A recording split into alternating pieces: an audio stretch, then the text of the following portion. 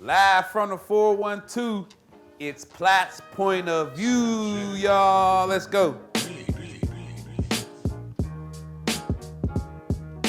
Hey, what's up, everybody? I'm Platt, and this is Platt's point of view. And on today's show, I have a very special guest joining me in the studio. It's been a long time coming. This guy is a former City League football standout, West Virginia standout. You can't even talk about Big East football without talking about this guy, especially in the early 2000s. 2004 Big East Player of the Year, 3-year starter, over 5,000 yards passing, over 2,000 yards rushing, 69 career touchdowns, and was drafted by the San Francisco 49ers. I'm talking about Rasheed Marshall. What's up, man? How are you? Thanks for having me.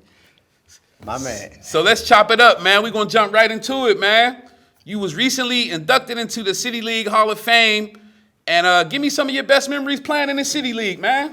The city, for the most part, for me, was it's kind of where you just hone your skills. You know what I mean? Good old City League, 3 o'clock start games. Yeah. For me, it was pretty simple, man. You go out, you perform, you play, you make plays, and it's football. You know what I'm saying? It's what you love. It's what you did as a kid. It's the moment that you've been waiting for Right. a long time. And Right. for me, every week I just wanted to go out and perform my best. That's what's up, man. Congratulations on being in the City League Hall of Fame. You, Rob Butler, Jamar Harp, and everybody else, man. We're going to go on to the next one. You went to Valley Forge Military Academy for your prep year. So tell me about that, man. Life as a prep student at Valley Forge Military Academy. Like, how was that, man? Right. So Valley Forge was a pretty good stepping stone in the whole process for the most part. It gave me a chance to grow, mature a little bit more, and at the same time, I'm not losing eligibility before going to West Virginia. And actually, we can get into that a little bit more, but West Virginia was the original school who I committed to, but Right. then the recruiting opened back up, once you go to prep school. But you get to learn, you get to grow, you're going up against better competition, you're going up, and that's no knock against the city guys and the city Right. athletes that we Right. face, but it's just another level. So kind of gives you a nice little stepping stone into the next level. That's what's up, man. Talk about life as a student athlete at Morgantown, man. You went there playing for Coach Rodriguez. Talk about that, man. It's a lot harder than people think. You have to be able to balance your time. It's a lot of time management. So you're going to class, you're practicing, waking up early in the morning for lifts. So it's the perks of being a student athlete. You get to travel for games. It's just everything that you think of, everything that you can imagine, all the way back to '98 in the bedroom, and Man. we watching all the Man, Fiesta Bowl those were the tape. days. Everything that we talked about, everything that we thought it might be like, it's literally the exact same way. What about Coach Rodriguez before we get to the next question? How was it playing for Coach Rich Rodriguez? Be more specific. Far as like the offense and stuff like that, you know, him recruiting you, like how was he as a person? Coach Rod was tough, but for me that was just another challenge. It was just something in the process. Yeah. Life is life Right. is challenging. Life throws you situations that you have to be able to prepare for. So to some people he might have been a little too tough, but great coach, put me in a lot of great situations, gave me an opportunity to basically take over that complete football team and put them on my shoulders and basically just lead the way. So to this day, I'm fully indebted and just grateful for the opportunity that he gave me, because there were some other schools out there, but I feel like he was truly genuine with his word. Obviously, I had to earn it. Nothing was given to me, but at that point, it was just, okay, it's like a shark in the water, smell blood, you go get it. I knew that position was right there. I just had to do everything on my end to fill the deal. That's what's up, man. So you said Rodriguez was true to his word and everything? Yeah, I mean, it was more so him giving me a shot, him giving me an opportunity. Like I said, he didn't give me the job. Right, you had to But earn it. he said, listen, you're gonna have a chance to lead this football team. We're gonna put you in some positions, but at the end of the day, it falls onto you. Right. How much can you handle? How much can you absorb as a player, understanding the playbook, things like that. So again, at the end of the day, it was on me. I had to basically step up to the plate, and as a young freshman and sophomore, because I would have probably started my freshman year had I not got hurt with the wrist injury. So yeah, young players, a sophomore and junior, senior, just went from there. That's cool. Let's talk about the backyard brawl, man. I think you was 2-1 in the backyard brawl. Talk about your experience coming back home playing against the Pitt Panthers. Obviously, at the time, they had Rod Rutherford playing quarterback. You guys had a little rivalry. Talk about the backyard brawl experiences, man. Yeah. So, yeah, backyard brawl was always special. Because you just mentioned Rod. Yeah. Rod Rutherford, myself, Rod coming from Perry, me coming from Brashear. That is a combination that you will probably never see again in the history of City League sports. Legendary. Just the fact that the rival carried from high school to the next level to college, having an opportunity for both of us to be starters at local universities coming from the City League, where the City League is somewhat looked down upon. The talent might not be the best. The coaching might not be the best. You will never see another situation like it. So it was always fun. It was always just a good time to come back and go against a lot of local guys that I knew from high school days. That's what's up, man. I missed them backyard brawl days. I think I came to one your senior year. You guys lost to Tyler Palco. I was at that game, but there was doing some good rivalries, man. Let's talk about breaking Donovan McNair's Big East rushing record, man. How was that feeling? You know, I was there, but I never got to ask you, like, how did you feel? Like, going into the game, how did you feel? Like, obviously, you knew that you were about to break the record. I'm pretty sure you seen the stats. They notified you and whatnot. But how was that feeling, man, leading up to that? Yeah, so I knew I was close going into the game. I knew there was going to be opportunities there to be able to crack the record wide open. And that wasn't because the record was there. It was just because of pretty much Syracuse's defense, what they was giving me on the ground, through the air, things like that. Now, was there, some extra flair to try to get the record done? Yeah. Yes. But once it was over, it was kind of like, okay, what's next? Yeah. And the funny thing about it, Donovan Mcnair was one of the guys that we used to always watch. Back in my bedroom. Yes, he was the man. Just Syracuse. Chasing his whole legacy, watching it. Watch what he did against Kansas State and Michael Bishop and throwing to Quentin Spotwood. And just all those guys, So then with him being the player that I'm chasing, it just kind of all came full circle. And it was pretty cool because I just think back to the years where I was really watching film, trying to learn, trying to basically emulate my game against or from some of the top quarterbacks in the nation. And him being that guy that I broke the record, it was just special all around. Yeah, that was a great day, man. We all were there. Me, shout out to Duvall, Will, everybody else. Boo, everybody was there, man. That was a legendary day, y'all. Remember that day. Next question. Who was the best player you played against in college at West Virginia? Who was the best player you played against? Best player. That's a pretty good question. I got a funny feeling. You have to remember, right? Miami had a ton of great defensive players. Yes, Let's not forget that. Yeah. But then you have D'Angelo Hall from Virginia Tech. You have Darrell Revis from Pitt. I mean, there's so many guys that I'm probably leaving out too. Right.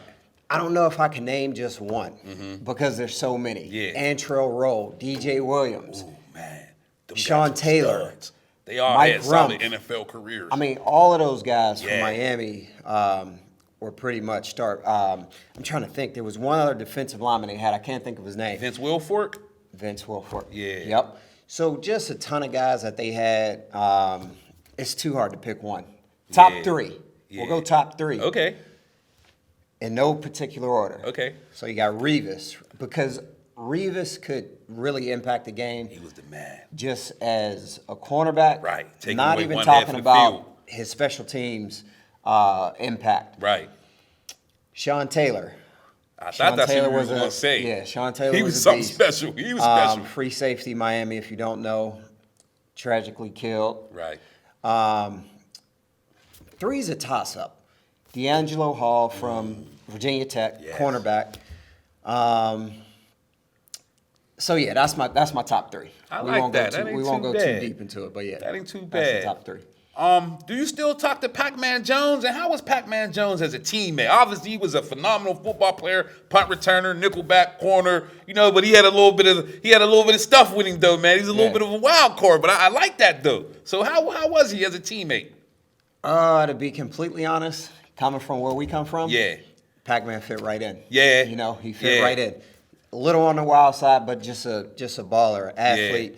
If there's somebody who you wanted to go to war with you, it's gonna be Pac. Pac was that guy. You know, brought the attitude, brought the hunger, the tenacity, the leadership. Yeah. And you also have to remember, Pac-Man was basically 2 years younger than me. He was a class because he didn't redshirt. Yeah. He left as a junior from West Virginia. So Pac was a young dude, but he had natural leadership, talent, ability just to be able to get guys to gravitate toward him.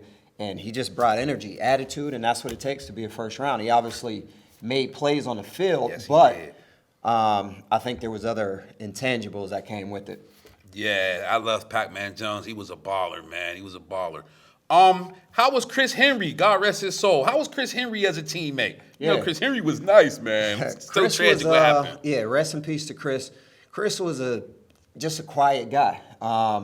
It's really hard to put Chris's personality into just one bottle because he could be slim on the field, slim off the field. He could be a dog on the field, dog off the field. So he's slim, you know. But naturally though, just laid back, real cool guy from New Orleans. It's a real good guy. Rest in peace. Sad to see him. I know, man. Have to leave this earth that way. He would have had a heck of a career. Yeah, man. And for what he did, start out with Cincinnati, it was impactful. Yeah, they said I follow Pac-Man Jones on Instagram, and I think he tutors one of his kids, and he said he walks and plays just like Chris Henry. He adopted his son. That's big, man. That shows the type of person Pac-Man Jones is. Shout out to him for that. Yeah. Next question. Do you regret changing positions from quarterback to wide receiver? No, because in the end it all worked out. You know what I mean? Every 2020 hindsight, you go back, you look back, you say you could have switched this, fixed that. Listen, here's what I say, and I actually thought about this on the way down. So people always say these schools wanted you as a defensive back, and I laugh at that because if you actually think about it, it's kind of backwards. People look at it as a slight. To me, that's another feather in my hat because my main position is quarterback. Right. Everything that I'm putting on film is pretty much quarterback from that position. But then you say, okay, let's see what he can do on defense. I'm picking passes off. I'm coming up. I'm stuffing runs. I could do it all. So, to me, it was just, hey, all right, let's keep the ball moving, man. Wherever I'm gonna get on the field the fastest, let's make it happen. But I knew quarterback was my deal. Yeah, interesting. Okay. Do you have any regrets not playing in the CFL? Montreal, they had your rights coming out of West Virginia. I was really hoping you did the Warren Moon thing, man. I remember a guy named Darian Durant. He played a lot of years in the CFL. I think you guys came out the same year. He went undrafted. He was picked up by the Baltimore Ravens. Then he was released.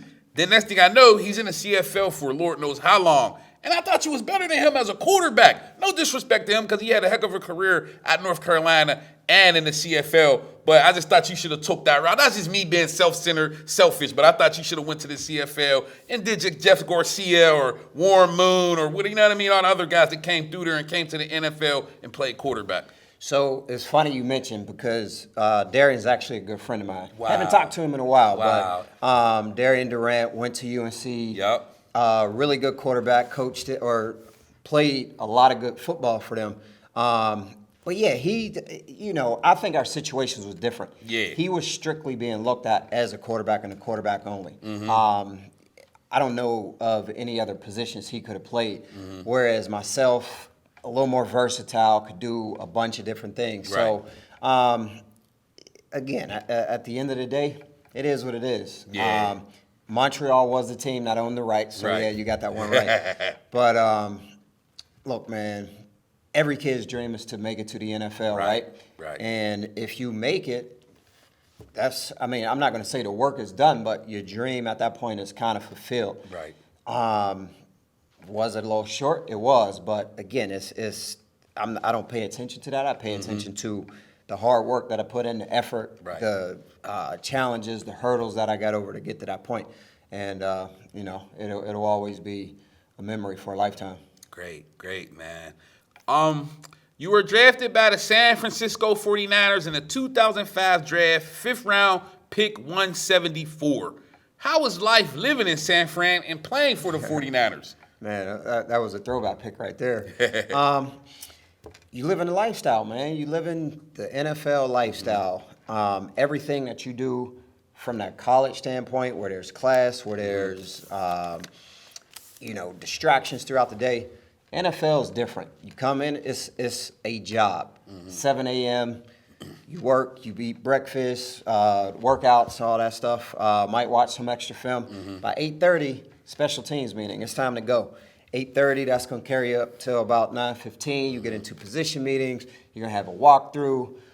So it's literally your job all day. Now, obviously, the extracurricular stuff, the social life is a lot different. And you're being paid for what you love to do. So the same stuff that I talked about as a little kid coming up that we talked about in the room, here we are, now you're living it. And you're being paid for something that you love to do. That was a great feeling.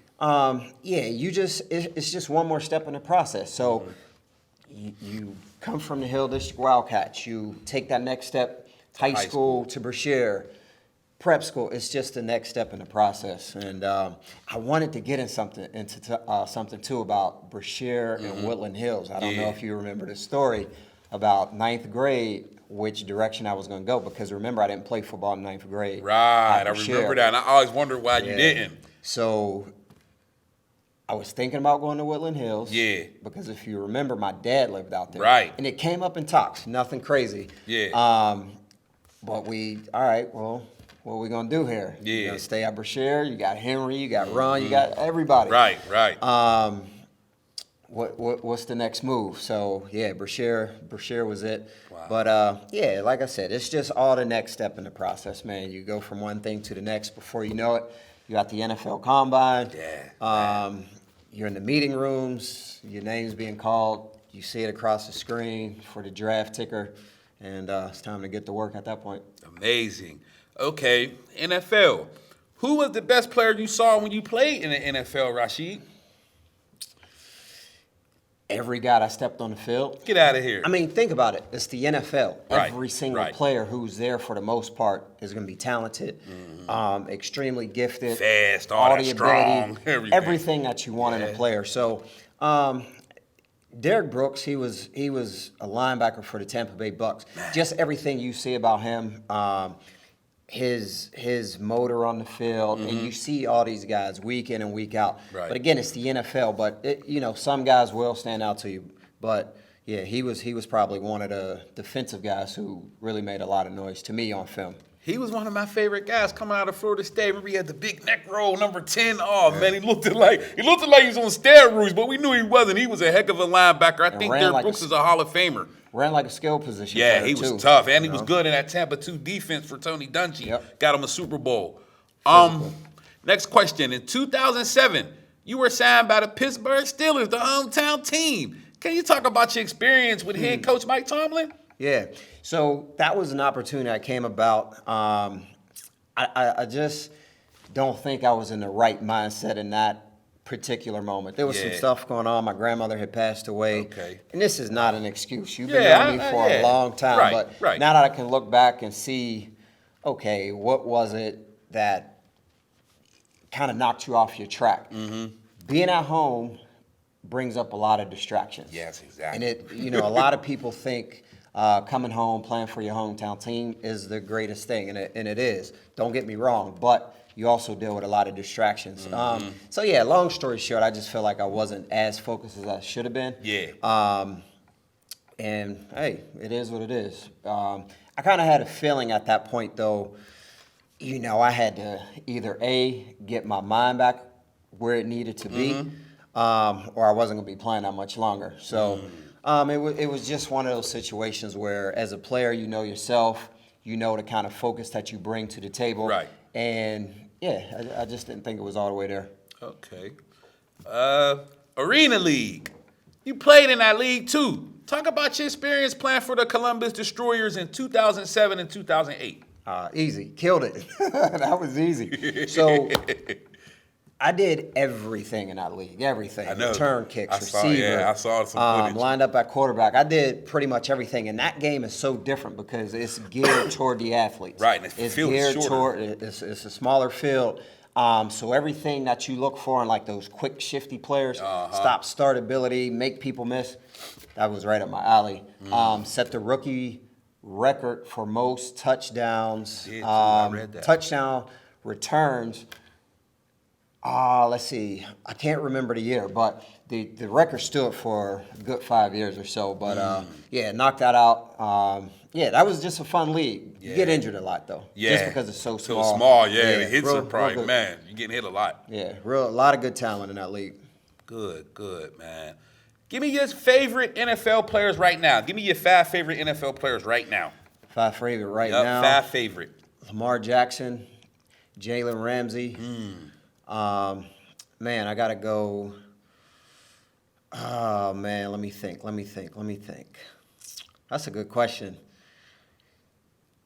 I got to go with Jefferson from the Vikes. Oh, yeah, he's tough. Justin Jefferson's tough. Stephon Diggs. Man, I got one more. I can't. Oh, man, let me see. We got Diggs in there. 5 is going to be a toss-up. It's too many good guys in that 5th spot that you could really throw in there. That's a toss-up. AD, Aaron Donald, obviously, Pittsburgh native. Right. I'll throw him in there. Next He's just Reggie fun White. to watch. 5 is going to be too hard to fill. Just too many guys. I'm going to give you my 5, man. I like Deontay Johnson. That's my favorite Stiller. Number 2. Wait, favorite Stiller or favorite player? He's in my the league? favorite Stiller, but he's one of my favorite players in the Okay. league, though. All right. Yeah, people say whatever about him dropping balls, but he had over 100 catches, 1,100 yards. He's improved every year. Definitely so improved. Deontay Johnson. I like Tyreek Hill. My favorite linebacker is probably T.J. Watt. I don't mean to sound like a homer, y'all. T.J. Watt. Number 4, Jamar Chase. Oh, my God. The ball's in the air. He just got a different gear. Jamar Chase is special. He's just something else, man. Jamar Chase is just different. He's different. And last but not least, man, how about Chase Young for Washington? He was hurt this year, but he's a freak of nature. And I said it last year that he was going to lead the league in sacks, but he got hurt. But I think this year coming up, it's going to be him and T.J. Watt and probably Michael Parsons for that sack title. Yeah. You know what I mean?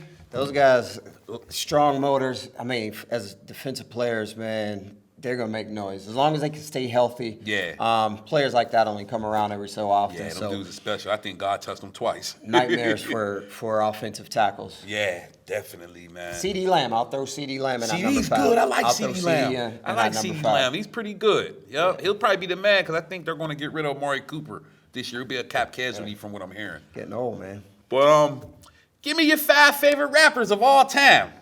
5 favorite rappers. Yeah, of we all have to go time. off script real quick. Oh, man. Come on. Just give me 5. Give me 5 favorite rappers. Listen, this is a whole nother discussion because the 5 that people will think that's in there, Biggie, Jay-Z, now it's Pac, you right. have to remember the era that you came up in is going to play a part in that. Right. Your personality is going to play a part in that. That's why I said favorite. I didn't say best. This your favorite. This your favorite. You know that best. We be here all day I'll talking. throw the whole No Limit in there because they got a whole That was your camp. squad, too. Yeah, they got a That whole was your camp squad. of people. He's still doing it, We too, got to man. throw Jay in there. Yeah. Oh, man. See, Tupac for me was, I don't know. I feel like his music didn't inspire me and touch me the way it might have touched other people. Yeah. So for me to Pac's a say legend. Pac might not be in my 5, Yeah. that could be looked at. You know, people might not say, well, Yeah. hold up. Yeah. How is Pac not in your top 5? It Right. depends on.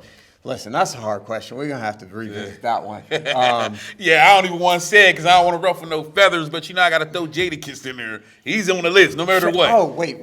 Yes, you're right. But hold up. Fab goes in my top Yeah. 5. Fab Yeah, is you always listen going to to be in Fab my a long top time. 5 for sure. Yeah. Yeah, we leave it at that. Okay. Hey, man, I want to thank you to my guest, Rasheed Marshall, for joining me in the studio. Much love. And that'll do it for another episode of Platt's Point of View. We'll see you next time. Have a good one. Out. CJ on the